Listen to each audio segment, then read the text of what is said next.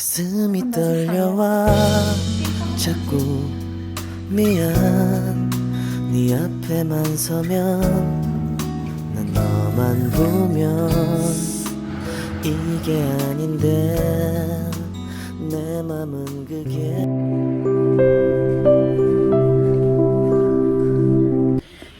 নমস্কার, আমি স্মৃতি। বড়দের প্রণাম আর ছোটদের স্নেহ জানিয়ে শুরু করছি আজকের ভিডিও। এত কনকনে ঠান্ডা এর আগে মনে হয় না বিগত 5 বছরে অনুভব করেছি। ভীষণ ঠান্ডা, রোদ উঠেছে আজকে, কিন্তু তা সত্ত্বেও এত হাওয়া দিচ্ছে, সেই হাওয়াতেই কনকনে ভাবটা আসছে।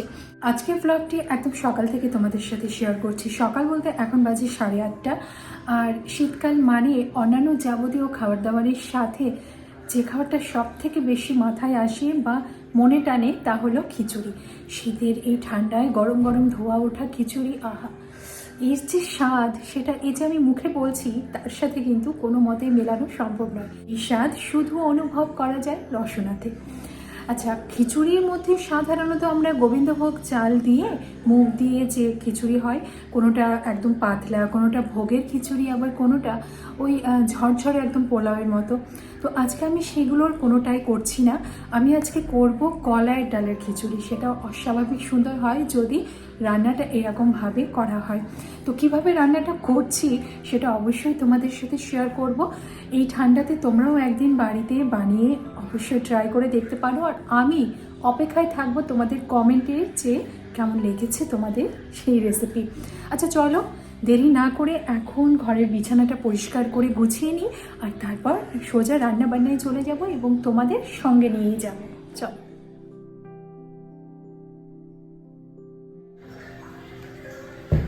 আজকে বেড কভারটাও চেঞ্জ করব। 7 দিন মতো হয়ে গেছে, আর 7 দিন অন্তর বিছানার চাদর পাল্টে নিই।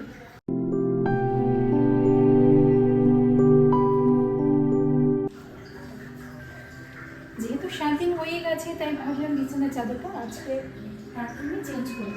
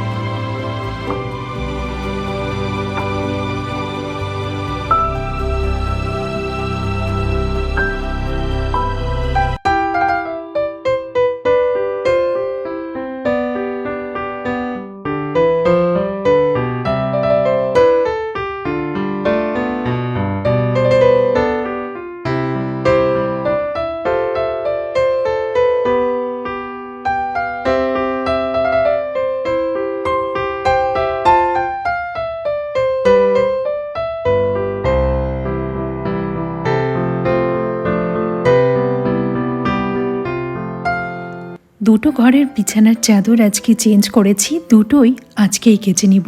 এখন বেশ অনেকটাই সকাল, আর আজকে বাইরেটা দেখে মনে হচ্ছে কনকনে ঠান্ডা এবং হাওয়া থাকলেও রোদ উঠবে। আর যদি সকাল সকাল চাদরগুলো কাচা হয়ে যায় তাহলে সারাদিনে ওই হালকা রোদ থাকলেও শুকিয়ে যাবে। আর শীতকালে এই জামা কাপড় কাচা একটা বিশাল বড় চিন্তা, কারণ শুকোতে চায় না যে একদিনে।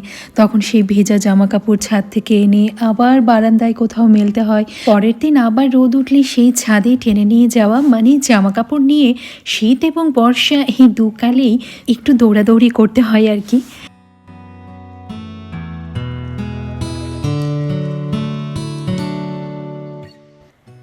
ওদিকে ওয়াশিং মেশিনে বেড কভারগুলো কাচতে দিয়ে আমি ঠাকুরের বাসনগুলো মেজে নিচ্ছি। সকালবেলা ঘুম থেকে উঠে জামা কাপড় চেঞ্জ করার পর ঠাকুরের বাসন মেজে ধুয়ে পরিষ্কার করে রাখি।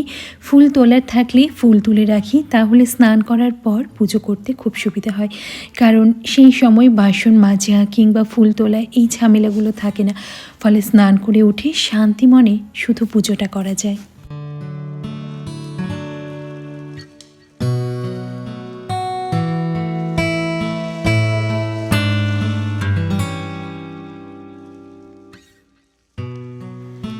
আর ব্যবহারের পর যে কোনো জায়গা যদি একটু পরিষ্কার করে মুছে রাখা হয় তাহলে দেখবি সেই সব জায়গাগুলো অনেক দিন পর্যন্ত নতুনের মতো ঝাঁচকচকে থাকে।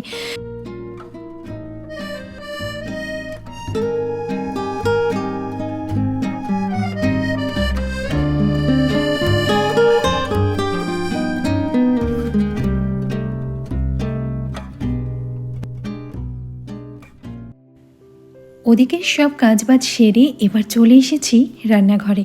তোমাদের সাথে কলাইয়ের ডালের খিচুড়ির রেসিপি শেয়ার করব। যে প্রথমেই একটা বাটিতে আমি নিয়ে নিলাম 1.5 কাপ মতো কলাইয়ের ডাল, তার সাথে নেব 2 কাপ গোবিন্দভোগ আতপ চাল। তাহলে চাল এবং ডালের অনুপাতটা বুঝতে পারলে, 2 কাপ চাল তার সাথে 1.5 কাপ ডাল। চাল এবং ডাল খুব ভালো করে বারবার জল পাল্টে পাল্টে পরিষ্কার করে ধুয়ে নিয়েছি।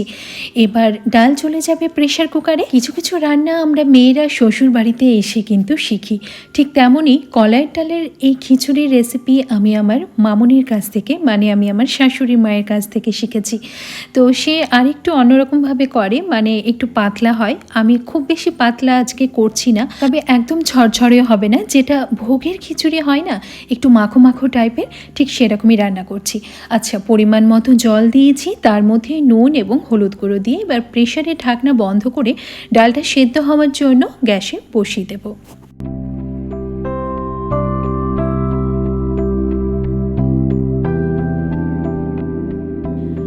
অন্যদিকে হাঁড়িতে নিয়ে নিচ্ছি ধুয়ে রাখা গোবিন্দভোগ চাল। এই সুগন্ধি গোবিন্দভোগ চালের খিচুড়ি এমনিতেই অসাধারণ হয়, আর খিচুড়ি সব সময় আমার এই গোবিন্দভোগ চালেরই বেশি ভালো লাগে। এই খিচুড়িটা চাইলে এমনি নর্মাল আমরা যে সেদ্ধ চালের ভাত খাই সেটা দিয়েও করা যেতে পারে, কিন্তু স্বাদটা বেশি আতপ চাল, মানে এই গোবিন্দভোগ চালেই আসে।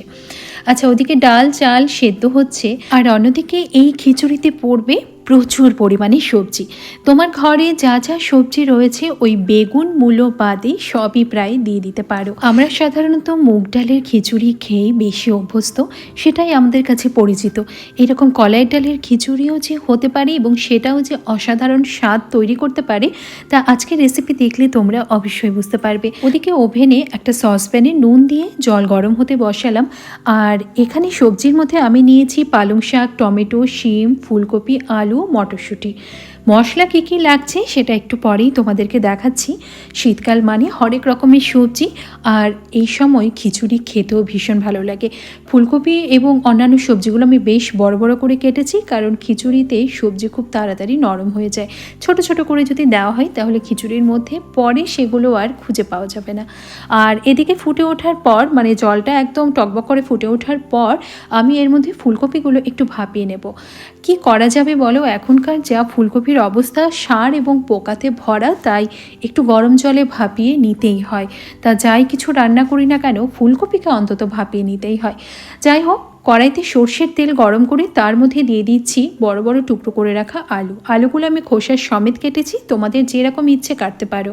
তারপর দিলাম শিমগুলোকেও আমি 2 টুকরো করে নিয়েছি। এবার গরম তেলে শিম এবং আলু বেশ খানিকটা সময় ভাজবো, তবে এখনই নুন হলুদ গুঁড়ো কিছু ব্যবহার করছি না।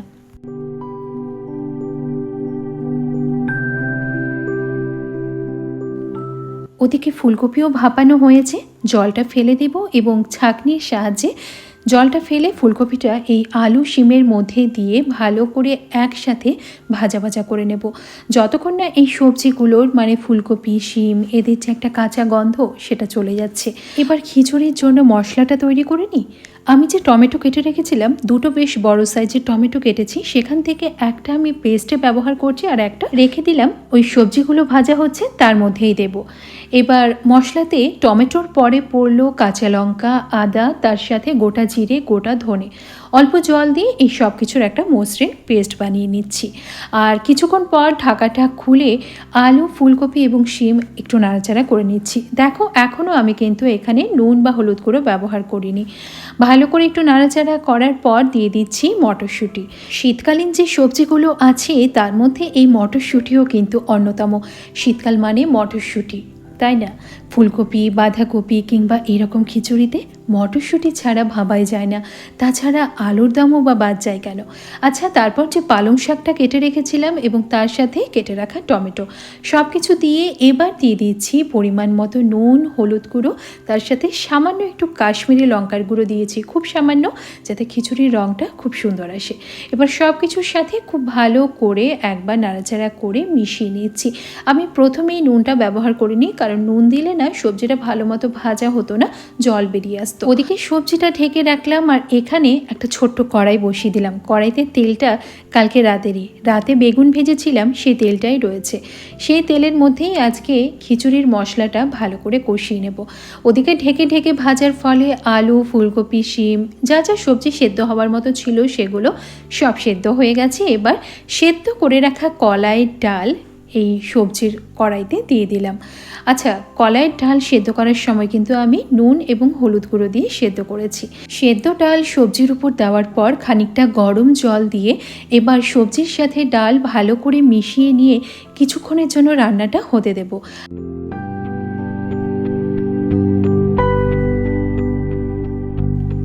ওদিকে মশলা কষানোর জন্য যে কড়াইটা বসিয়েছি তাতে যে তেলটা রয়েছে সেটাও গরম হয়ে গেছে। এটা সর্ষের তেলই রয়েছে।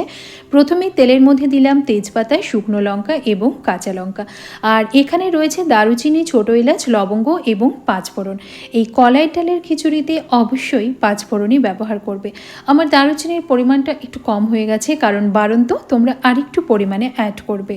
যখন শুকনো লঙ্কাটা কালচে মতো হয়ে যাবে তখন সেই দারুচিনি, ছোটো এলাচ, লবঙ্গ এবং পাঁচফোড়ন দিয়ে কিছুটা সময় ভাজা ভাজা হলে যখন সুন্দর গন্ধটা ছাড়লো তখন ওই পেস্ট করে রাখা মশলা, যার মধ্যে টমেটো, কাঁচা লঙ্কা, আদা, গোটা জিরে, গোটা ধনে রয়েছে, সব কিছু দিয়ে খুব ভালো মতো কষাবো। এখানে আর হলুদ গুঁড়ো বা নুন কিছু ব্যবহার করছি না, কারণ ডাল সেদ্ধতে হলুদ গুঁড়ো, নুন ব্যবহার করেছি। তাছাড়া সবজি ভাজার সময়ও সেখানে নুন, হলুদ গুঁড়ো ব্যবহার হয়েছে। এছাড়াও আমি যে ভাতটা রান্না করেছি মানে গোবিন্দভোগ চালের, তার মধ্যেও কিন্তু নুন এবং হলুদ গুঁড়ো দিয়েছি। প্রতিটা জায়গায় নুন, হলুদ গুঁড়ো ব্যবহার হয়েছে, তাই অবশ্যই ব্যবহারের সময় পরিমাণটা মাথায় রাখতেই হবে। ডাল সবজি একে অপরের সাথে বেশ অনেকটা সময় রান্না করার পর এবার এর মধ্যে দিয়ে দিয়েছি আমি ওই গোবিন্দভোগ চালের ভাত রান্না হওয়ার পর আমি কিন্তু মাঠটা গালিনি, যে পরিমাণ জল দিয়েছি ওই চালের মধ্যেই ভাতটা হওয়ার সময় তা টেনে নিয়েছে। আমি যেহেতু কড়াইতে রান্না করছি সেই জন্য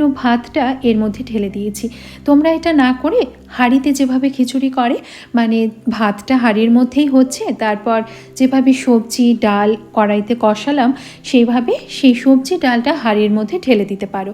আর তারপর যেটা ফোড়নের ব্যাপার থাকে খিচুড়ির, সেটা তো হাঁড়ির মধ্যেই আমরা দিয়ে দিই, তো সেইভাবেও করতে পারো। আমি যেহেতু কড়াইতে করছি তাই ভাতটা আমি এই হাঁড়ি থেকে কড়াইতে দিয়ে দিয়েছি। আর সামান্য একটু জল গরম করেও দিয়েছি, কারণ খিচুড়ি যত ঠান্ডা হবে একদম জমে যাবে। তাই প্রথম দিকে একটু হালকা যদি পাতলা মতো থাকে তাহলে পরের দিকে ঠিক যেরকম তুমি চাও একটু গাঢ় গাঢ় সেরকম তৈরি হবে। ওদিকে খিচুড়ির জন্য যে মশলাটা ভাজছিলাম সেটা কষানো কমপ্লিট। খিচুড়ির উপর দিয়ে এবার ভালো করে মিশিয়ে নেব।